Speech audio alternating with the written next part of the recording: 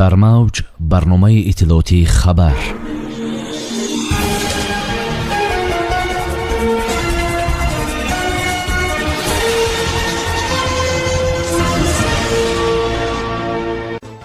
таҷҳизоти пизишкӣ расид. кӯмаки Швейтсария ва ЮНИСЕФ ба вазорати тандурустии Тоҷикистон. ҳушдор аз мавҷи дуюми COVID-19 ва манъи ҳама чорабиниҳои соли навӣ дар шаҳри Хуҷанд. муноқишаи шабонаи ноболиғону ҷавонон дар шаҳри Хуҷанд. шикояти ҷавони 19-сола ба пулис. дар мағозааш ӯро латукӯб ва таҳдид ба куштан карданд. милисаҳо барои нигоҳубини ниҳолҳои шинонидаашон вазифадор шуданд. шарҳи ин ва дигар хабарҳо бо шумо ҳастам. Юниса Тавлоева. салом.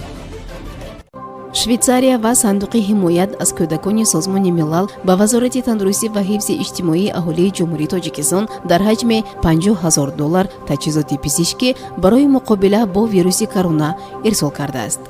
бахши умдаи ин кӯмакҳои башардӯстона шомили 6840 даст либоси муҳофизатӣ, 10,000 ҷуфт дастпӯши беҳдоштӣ, 3900 адад маски пизишкӣ, 200 ҷуфт чакмаи зидди об ва маҳлулҳои тамизкунанда аст, иттилоъ додааст хабаргузории Форс.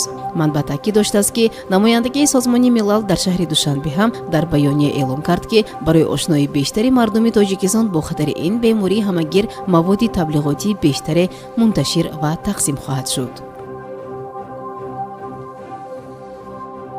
маркази назорати давлатии санитарию эпидемиологии шаҳри Хуҷанд сокинонро аз хатари мавҷи дуюми коронавирус ҳушдор додааст. ин ниҳод зимни як муроҷиатнома ба сокинон гуфтааст, ки ҳарчанд ҳолати сироятёбӣ дар шаҳри Хуҷанд кам шуда бошад ҳам, бинобар беэҳтиётӣ ва риоя нагардидани қоидаҳои беҳдоштӣ аз ҷониби шаҳрвандон дигар бора хуруҷи беморӣ ва якбора афзудани он аз эҳтимол дур нест.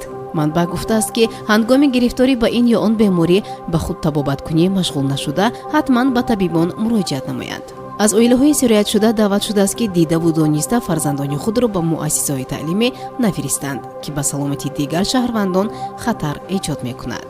ин ниҳод бинобар ҷилавгирӣ аз хуруҷи бемории сироятии COVID-19 таҷлили ҳама гуна чорабиниҳои оммавии соли навӣ, аз ҷумла ташкили арчаи соли навӣ, чорабиниҳои фарҳангии оммавӣ, нишастҳои ҷашнӣ ва шабнишиниҳоро дар асоси қарори ситоди ҷумҳуриявӣ оид ба пешгирӣ аз панҷшавии коронавирус қатъиян манъ кардааст.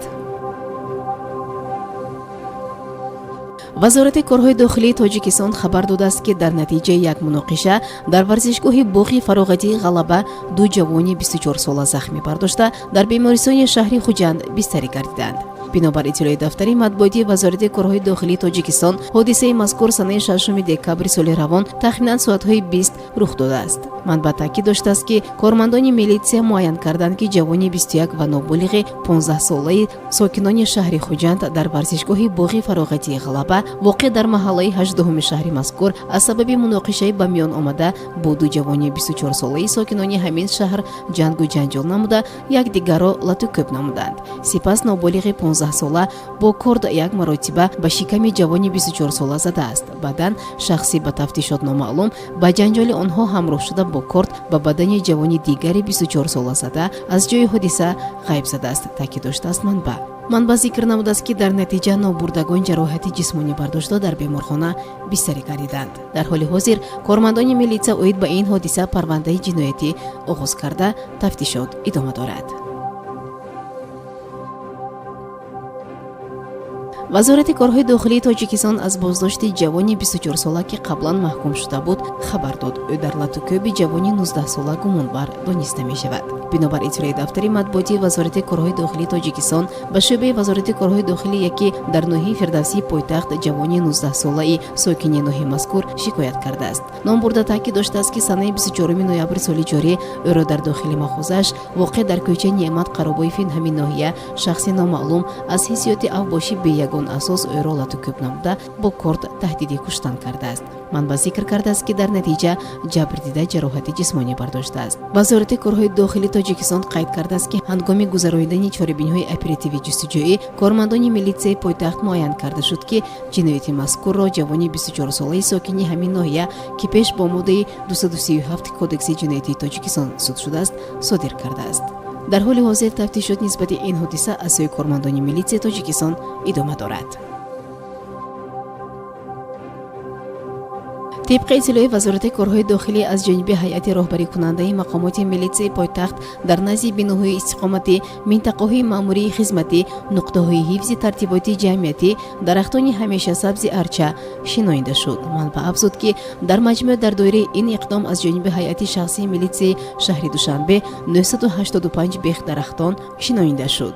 منبع تاکید نموده است که برای نگاهبین و پرورش یافتن هر یک نهال شناخته شده خود کارمندان ملیتی وظیفه دار کرده شده شخصی مسئول برای نشر و نما یافتن آن حسابیده می شوند.